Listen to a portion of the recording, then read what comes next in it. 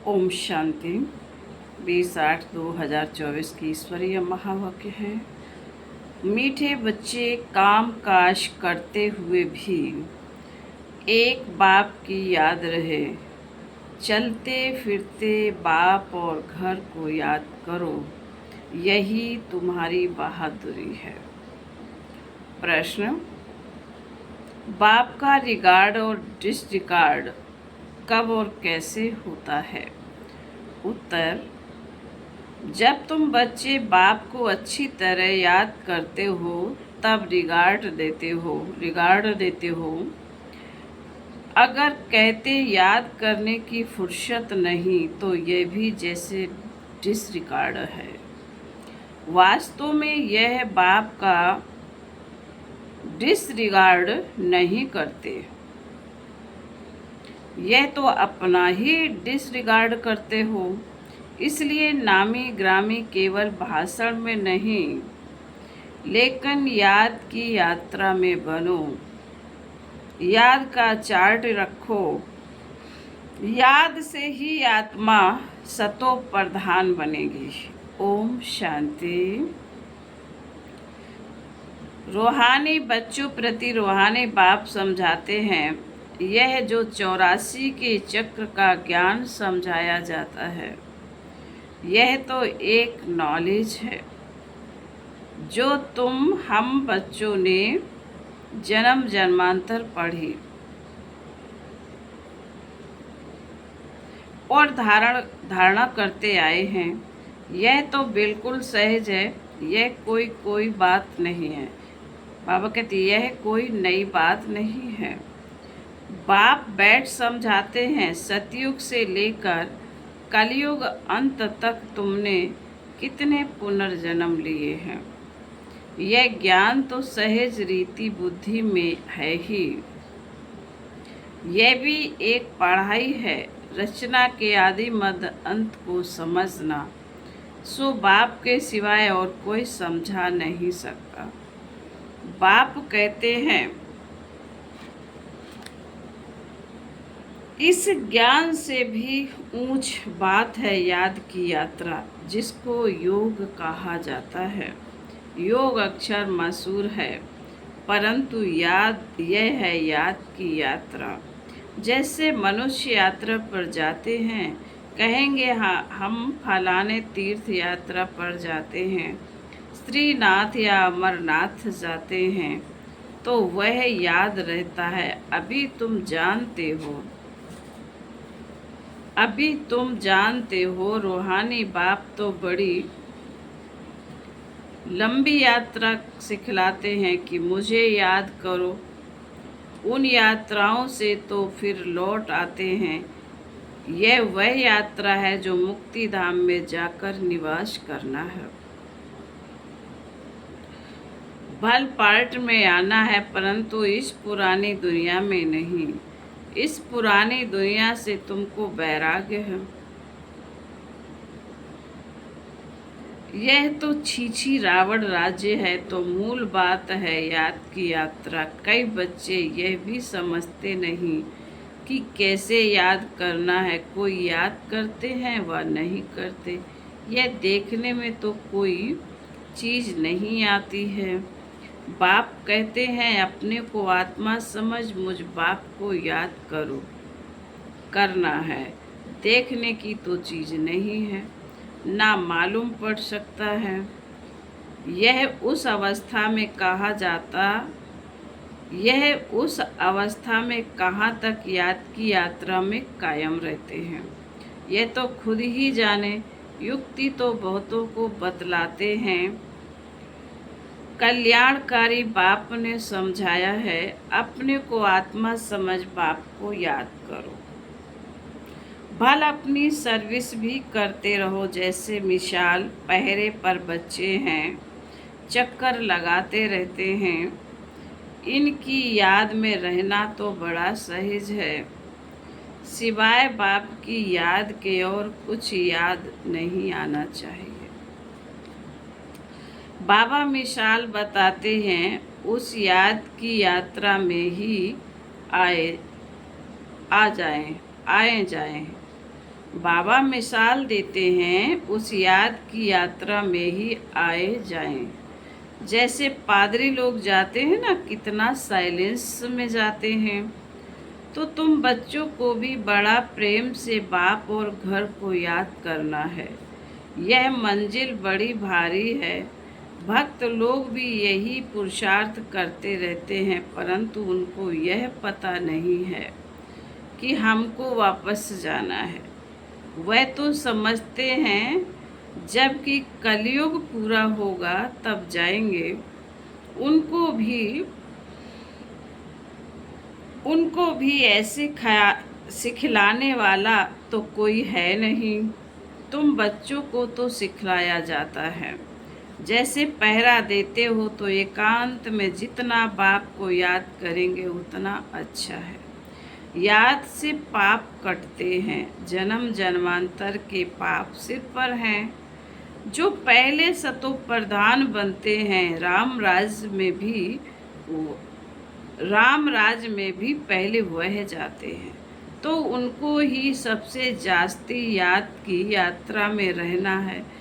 कल्प कल्प की बात है, तो इनको याद की यात्रा में रहने का अच्छा चांस।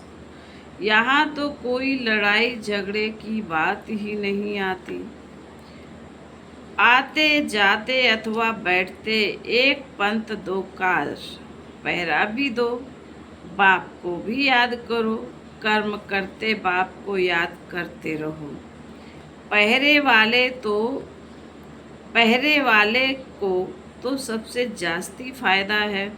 चाहे दिन हो चाहे रात हो, जो पहरा देते हैं उन्हों के लिए बहुत फायदा है, अगर यह याद रहने की आदत पड़ जाए। बाप ने यह सर्विस बहुत अच्छी दी है, पहरा और याद की यात्रा। यह भी चांस मिलता है बाप की याद में रहने का। यह भिन्न भिन्न युक्तियाँ बताई जाती हैं याद की यात्रा में रहने की। यहाँ तुम जितना याद में रह सकेंगे उतना बाहर धंधे आदि में नहीं। इसलिए मधुबन में आते हैं रिफ्रेश होने। एकांत में जाकर एक पहाड़ी पर बैठ याद की यात्रा में रहें। फिर एक जाए व 2-3 जाए, यहाँ चांस बहुत अच्छा है। यही मुख्य है बाप की याद। भारत का प्राचीन योग मशहूर भी बहुत है, अभी तुम समझते हो। इस याद की यात्रा से पाप कटते हैं। हम सतो प्रधान बन जाएंगे तो इसमें पुरुषार्थ बहुत अच्छा करना चाहिए। बहादुरी तो इसमें है जो काम करते बाप को याद कर दिखलाओ। बाबा कहते हैं बहादुरी तो इसी में है जो काम करते बाप को याद कर दिखलाओ। कर्म तो करना ही है, क्योंकि तुम हो प्रवृत्ति मार्ग वाले। गृहस्थ व्यवहार में रहते, धंधा आदि करते, बुद्धि में बाप की ही याद रहे। इसमें तुम्हारी बहुत बहुत कमाई है। भल अभी कई बच्चों की बुद्धि में नहीं आता है। बाप कहते रहते हैं चार्ट रखो। थोड़ा बहुत कोई लिखते हैं, बाप युक्तियाँ तो बहुत बताते हैं। बच्चे चाहते हैं बाबा के पास जाएं, यहाँ बहुत कमाई कर सकते हैं। एकांत बहुत अच्छी है। बाप सम्मुख बैठ समझाते हैं, मुझे याद करो तो पाप कट जाएं, क्योंकि जन्म जन्मांतर के पाप सिर पर हैं। विकार के लिए कितने झगड़े चलते हैं, विघ्न पड़ते हैं। कहते हैं बाबा हमको पवित्र रहने नहीं देते। बाप कहते बच्चे तुम याद की यात्रा में रह जन्म जन्मांतर के पाप जो सिर पर हैं वह बोझा उतारो। घर बैठे श्री बाबा को याद करते रहो। याद तो कहाँ भी बैठकर कर सकते हो, कहाँ भी रहते यह प्रैक्टिस करनी है। जो भी आए उनको भी पैगाम दो। बाप कहते अपने को आत्मा समझ बाप को याद करो। इनको ही योग बल कहा जाता है। बल माना ताकत यानी शक्ति। बाप को सर्वशक्तिवान कहते हैं, तो वह शक्ति बाप से कैसे मिलेगी। बाप खुद कहते हैं मुझे याद करो। तुम नीचे उतरते उतरते तमो प्रधान बन गए हो, तो वह शक्ति बिल्कुल खत्म हो गई है। पाई की भी नहीं रही है। तुम्हारे में भी कोई है जो अच्छी रीति समझाते हैं, बाप को याद करते हैं। तो अपने से पूछना हमारा चार्ट कैसा रहता है। बाप तो सब बच्चों को कहते हैं याद की यात्रा मुख्य है। याद से ही तुम्हारे पाप कटेंगे। भल कोई सावधान करने वाला भी नहीं हो तो भी बाप को याद कर सकते हो ना। भल विलायत में अकेले रहो तो भी याद में रह सकते हो। समझो कोई शादी किया हुआ है स्त्री और कोई जगह है तो उनको भी लिख सकते हो। तुम एक बात सिर्फ याद करो, बाप को याद करो तो जन्म जन्मांतर के पाप भस्म हो जाएंगे। विनाश सामने खड़ा है। बाप युक्तियां तो बहुत अच्छी समझाते रहते हैं, फिर कोई करे ना करे उनकी मर्जी। बच्चे भी समझते होंगे कि बाप राय तो बहुत अच्छी देते हैं। हमारा काम है मित्र संबंधी जो भी आए और जो भी मिले सबको पैगाम देना है। दोस्त हो या कोई भी हो, सर्विस का शौक चाहिए। तुम्हारे पास चित्र तो वह है, बैस भी है। यह बड़ी अच्छी चीज़ है। बैज किसी को भी लक्ष्मी नारायण बना सकता है। त्रिमूर्ति के चित्र पर अच्छी तरह समझाना है। इनके ऊपर शिव हैं। वो लोग त्रिमूर्ति बनाते हैं, ऊपर में शिव दिखाते नहीं। शिव को ना जानने के कारण भारत का बेड़ा डूबा हुआ है। अब शिव बाबा द्वारा ही भारत का बेड़ा पार होता है। पुकारते हैं पतित पावन, आकर हम पत्तों को पावन बनाओ। फिर भी सर्वव्यापी कह देते हैं कितनी पाई पैसे की भूल है। बाप बैठ समझाते हैं तुमको ऐसे ऐसे भाषण करना है। बाप भी डायरेक्शन देते रहते हैं। ऐसे म्यूजियम खोलो, सर्विस करो तो बहुत आएंगे। सर्कस भी बड़े बड़े शहरों में खोलते हैं ना, कितना उन्हों के पास सामान रहता है। गांव-गांव से देखने के लिए लोग आते हैं। इसलिए बाबा कहते हैं तुम भी ऐसा खूबसूरत म्यूजियम बनाओ जो देखकर खुश हो जाएं और फिर औरों को जाकर सुनाएं। यह भी समझाते हैं जो कुछ सर्विस होती है कल्प पहले मिशल होती है, परंतु सतो प्रधान बनने का ओना बहुत रखना। इसमें भी बच्चे गफलत करते हैं। माया विघ्न भी इस याद की यात्रा में ही डालती है। अपने दिल से पूछना है, इतना हमको शौक है, मेहनत करते हैं। ज्ञान तो कॉमन बात है। बाप बिगड़ 84 का चक्र कोई समझा ना सके। बाकी याद की यात्रा है मुख्य। पिछाड़ी में कोई भी याद ना आए सिवाय एक बाप के। डायरेक्शन तो बाप पूरे देते रहते हैं। मुख्य बात है याद करने की। तुम कोई को भी समझा सकते हो, भल कोई भी हो।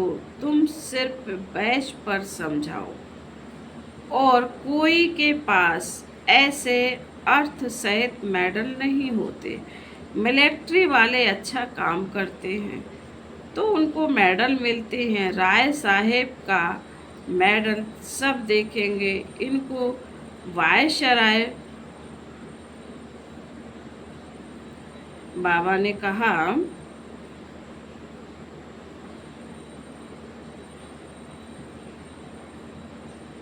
इनको वायसराय से टाइटल मिला है। आगे वायसराय होते थे, अभी तो उनके पास कोई पावर नहीं है।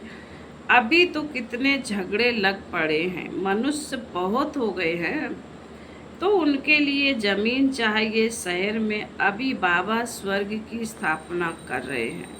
इतने सब खलास हो, बाकी कितने थोड़े जाकर रहेंगे। जमीन ढेर होगी, वहाँ तो सब कुछ नया होगा। उस नई दुनिया में चलने के लिए फिर अच्छी रीति पुरुषार्थ करना है। हर एक मनुष्य पुरुषार्थ करते हैं बहुत ऊंच पद पाने का।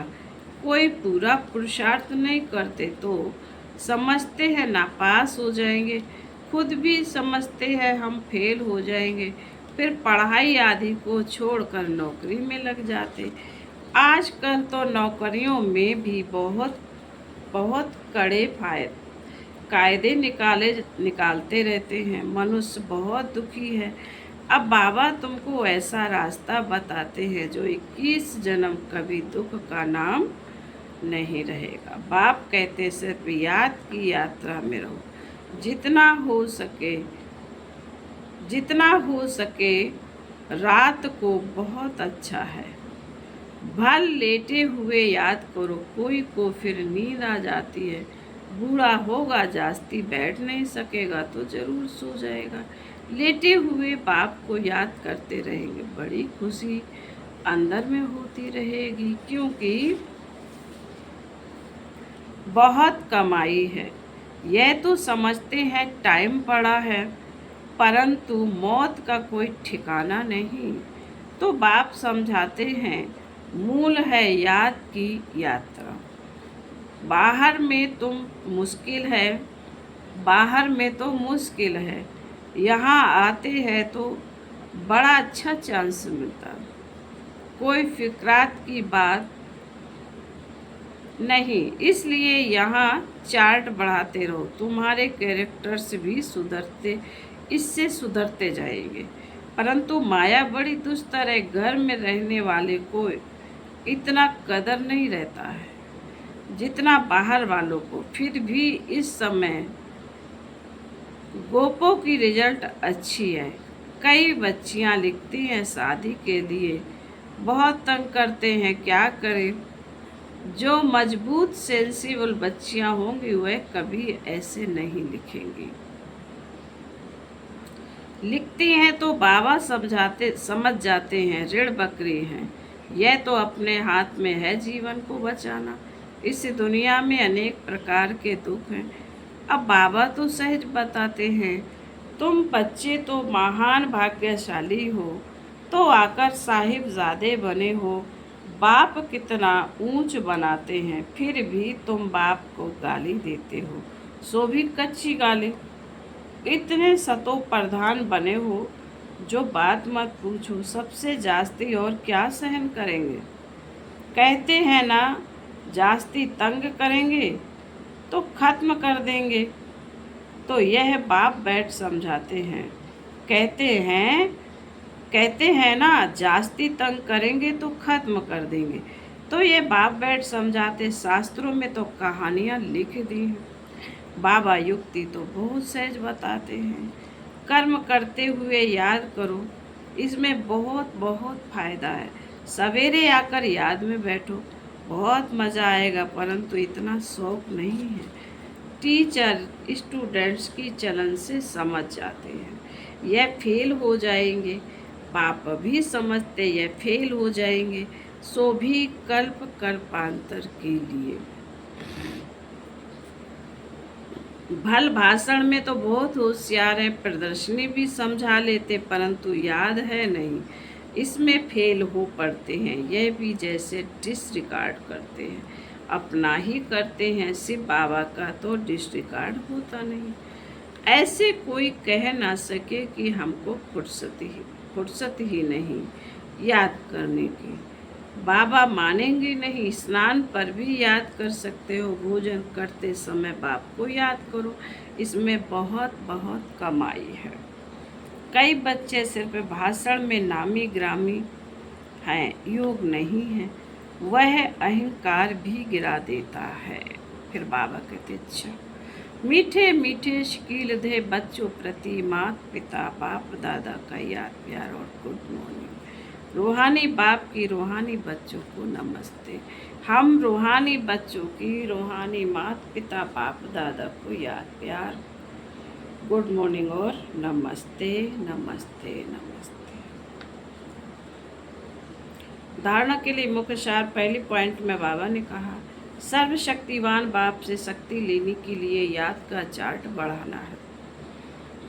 याद की भिन्न भिन्न युक्तियां रचनी है। एकांत में बैठ विशेष कमाई जमा करनी है। दूसरे पॉइंट, सतो प्रधान बनने का ओना रखना है, गफलत नहीं करनी है, अहंकार में नहीं आना है, सर्विस का शौक भी रखना है, साथ साथ याद की यात्रा पर भी रहना है। वरदान, सब कुछ बाप के हवाले कर कमल पुष्प समान न्यारे प्यारे रहने वाले डबल लाइट हो। बाप का बनना अर्थात सब बोझ बाप को दे देना। डबल लाइट का अर्थ ही है सब कुछ बाप हवाले करना। यह तन भी मेरा नहीं है, तो जब तन ही नहीं तो बाकी क्या। आप सबका वायदा है, तन भी तेरा, मन भी तेरा, धन भी तेरा। जब सब कुछ तेरा कहा तो बोझ किस बात का। इसलिए कमल पुष्प का दृष्टांत स्मृति में रख, सदा न्यारे और प्यारे रहो तो डबल लाइट बन जाएंगे। स्लोगन, रूहानियत से रौब को समाप्त कर। रूहानियत को रौब से समाप्त कर स्वयं को शरीर की स्मृति से गलाने वाले ही सच्चे पांडव हैं। ओम शांति।